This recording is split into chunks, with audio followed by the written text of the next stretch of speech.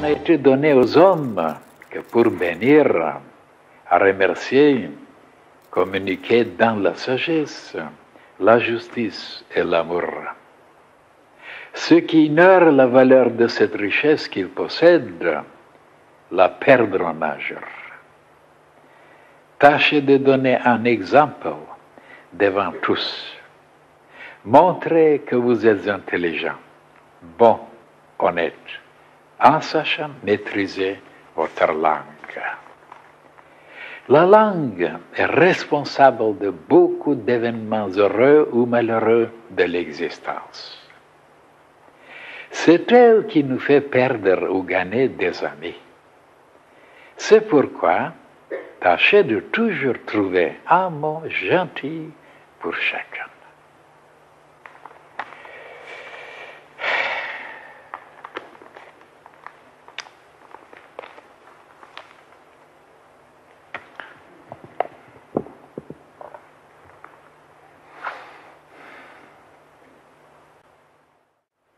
C'est très important la parole.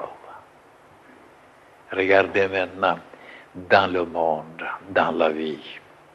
Qui est celui qui réussit énormément dans le domaine politique, dans le domaine administratif, dans le domaine économique, partout, partout? Celui qui sait parler, bien parler, il est toujours choisi à la première place. Il ne va pas maintenant ses crimes, ses passions, ses vices, des caprices. Non, non, non, non, non. Il parle bien. Donc pourquoi le monde entier apprécie tellement la parole? Instinctivement, ils sont poussés comme s'ils savaient déjà qu'est-ce que c'était le verbe. Comme s'ils connaissaient déjà la puissance du verbe, mais le verbe divin, pas le verbe humain, parce qu'il est tellement affaibli, le verbe humain, à cause de la chute, à cause de la descente, à cause de, n'est-ce pas, de toutes ces choses-là qu'il a accumulées en lui-même et qui se renfermaient dans des couches et des couches. Mais la parole ne produit pas des puissances, des forces, comme si on était en haut. En haut, le Verbe est tout puissant, puisque c'est lui qui a créé le monde. Mais le Verbe du Seigneur, il a prononcé quelques mots et le monde est apparu. Regardez-moi ça. Donc, le Verbe, alors, toute la puissance se trouve dans le Verbe.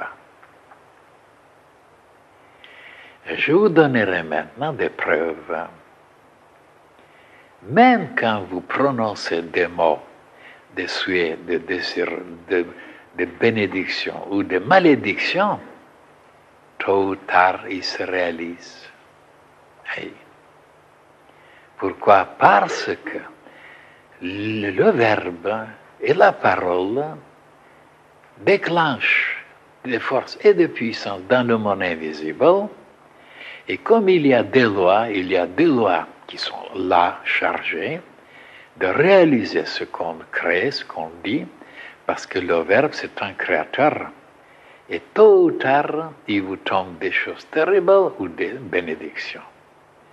Et c'est pour cette raison que dans la science initiatique, on instruisait les disciples de ne jamais parler d'une façon pour démolir, pour détruire, pour salir, pour calomnier, mais qu'on pouvait corriger, qu'on pouvait secouer les gens, qu'on pouvait les avertir, qu'on pouvait même les menacer.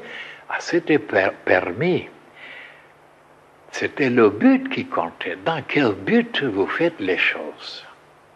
Parce qu'il se peut aussi que la parole est mal intentionnée, c'est-à-dire vous dites de très jolies choses, de très bonnes choses, des promesses, des compliments à quelqu'un, à une fille, mais pour la séduire, pour coucher avec elle, pour qu'elle cède, mais vous lui donnez même des cadeaux. Alors c'est le but qui compte, c'est pas la parole elle-même, comment vous parlez gentiment, parce qu'il est dit ici, à la fin, que je dois expliquer. C'est pourquoi tâchez de toujours trouver un mot gentil pour chacun.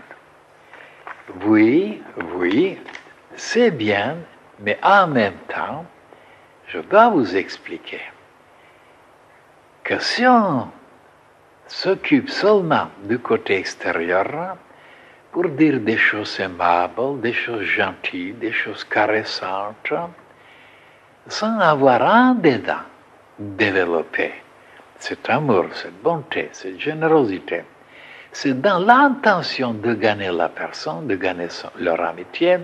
Et non, ce n'est pas préconisé. Malgré que c'est dit ici, on peut commencer comme ça. Pour se dominer, pour s'habituer, mais de ne pas compter là-dessus. Parce que ce n'est pas tout à fait parfait, pas tout à fait suffisant. Parce c'est facile de dire des choses gentilles sans avoir des bonnes intentions, et très profondément, comme ça, pour gagner quelqu'un. Et non, c'est pas conseillé. Malgré que c'est écrit ici, c'est pour montrer que c'est mieux, bien sûr, au lieu de vexer les gens, de les outrager, de les pincer, de les éclairer, et de s'habituer à être plus gentil dans ses paroles.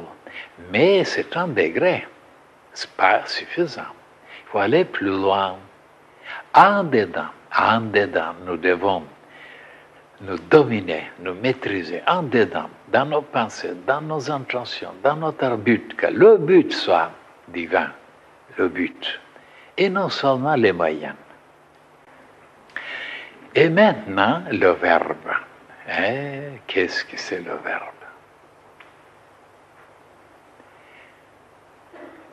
L'intelligence humaine qui est en unisson avec l'intelligence cosmique, cette intelligence qui vivra en unisson, dans la même longueur d'onde, dans la même lumière, et que cette intelligence prononce des mots, prononce des paroles, des souhaits, des bénédictions, à ce moment-là, ce verbe se réalise, devient tout puissant. Tandis que la parole, pour qu'elle soit puissante, il faut qu'elle soit en accord, en harmonie avec la pensée. Ça veut dire, si vous avez l'intention de bénir quelqu'un ou quelque chose, ou de guérir quelqu'un, tout d'abord en dedans, dans votre fort intérieur, vous êtes en harmonie, dans la paix, dans la joie, dans le désir d'aider. Vraiment, il y a une plénitude, une décision, rien de contraire. À ce moment-là, si vous arrivez à faire vibrer de la même façon la parole, la langue, de prononcer les mots correctement, en harmonie, musicalement, en rythme, mais alors que ça convient avec votre sentiment dedans, si votre sentiment est solennel, que les paroles sont solennelles. Que votre pensée est puissante, les paroles sont puissantes. Que vous avez la tendresse et la délicatesse, que vos paroles deviennent tellement délicates. De pouvoir donc manipuler, changer, faire vibrer en unisson la parole avec le verbe. À ce moment-là, vous êtes dans la magie blanche. Et qu'est-ce que c'est maintenant la magie noire? C'est la même chose. La personne qui déteste quelqu'un, mais alors, tellement sa haine est puissante. Et pendant ce temps, quand il nourrit, quand il exprime sa haine, sa méchanceté, sa colère, pour nuire, les paroles sont aussi vénéneuses, aussi terribles, aussi épouvantable que son sentiment. Et à ce moment, la magie noire est puissante aussi. Vous voyez? Eh bien, il y a des choses que les gens ne connaissent pas. Évidemment, on ne doit jamais travailler dans la magie noire. Parce que malgré qu'on peut arriver à obtenir certains résultats, comme surtout en Afrique, il y en a beaucoup de sorciers. Mais ici, en Europe aussi, ça s'est propagé aussi partout. Parce que le désir, le besoin d'obtenir beaucoup de choses dans le plan physique est tellement vivant, tellement puissant chez beaucoup de créatures que le raisonnement reste à côté. Ils veulent obtenir ceci, ils veulent obtenir cela, malgré que peut-être même ils peuvent savoir qu'il y aura des répercussions, il y aura des chocs en retour, mais ils ne peuvent pas s'arrêter. Parce que leur passion, leur désir est très fort et le raisonnement est très faible. Alors, ils n'arrivent pas à s'arrêter, à démolir, à tuer, à massacrer ou alors voilà, à calomnier. Il y a beaucoup de gens qui connaissent qu'il y a un choc en retour, mais ils continuent quand même à faire du mal. C'est dommage de savoir et de ne pas pouvoir.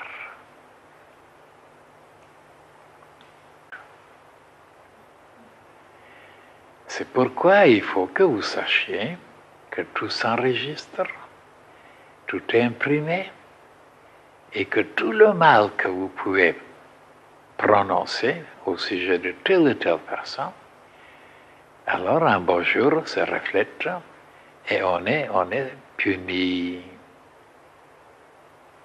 Vous pouvez me poser la question maintenant, vous direz, oui, mais il y a des cas dans la vie, on est obligé de révéler le mauvais côté de quelqu'un ou les activités ou des choses diaboliques qu'il a commis. Oui, on est obligé. Mais de leur dire, de leur raconter au point de vue de renseigner certaines personnes, mais sans mettre en dedans la haine, la méchanceté, la vengeance, et même de finir après, pour ne pas être assommé, pour ne pas être touché, de finir avec le bon côté. D'ajouter que malgré ces choses-là, il y en a de bonnes qualités, de bonnes choses, voilà, ceci, voilà, pour neutraliser le choc que vous pouvez recevoir. Et moi, je fais toujours comme ça. À la fin, je finis toujours avec le bien, parce que je suis obligé de temps en temps, étant donné ma situation, ma place d'instructeur, je suis obligé d'expliquer, de renseigner, mais sans faire de mal. Et comme je surveille tout, et même si j'arrive, sans le vouloir, dire quelque chose de négatif, je ne suis plus tranquille après, ça peut m'arriver, et après je tâche d'arranger les choses, de récompenser la personne, de neutraliser les choses pour être de nouveau dans la paix. Tandis que la majorité des personnes, ils ne se préoccupent pas de réparer les choses. Ils sont même très contents d'avoir détruit quelque chose, dérangé quelque chose, sali quelque chose. Ils sont très fiers, très contents. Pourquoi? Parce qu'ils ne connaissent pas les lois. Ils ne connaissent pas l'enregistrement.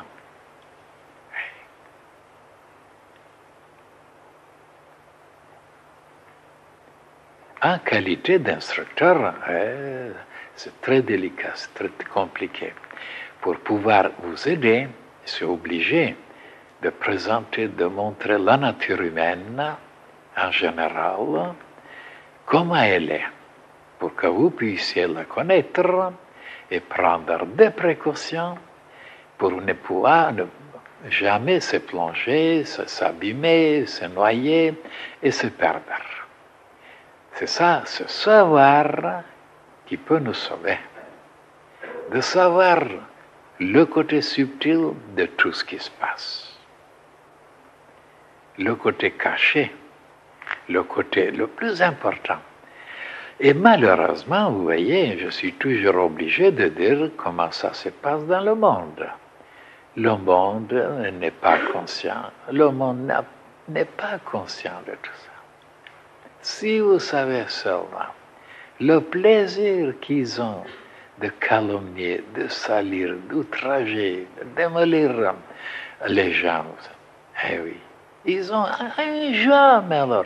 Et après, ils se frottent les mains, ils boivent, ils sont contents, ils sont heureux, ils jubilent, sans savoir qu'un beau jour, ils paieront très cher.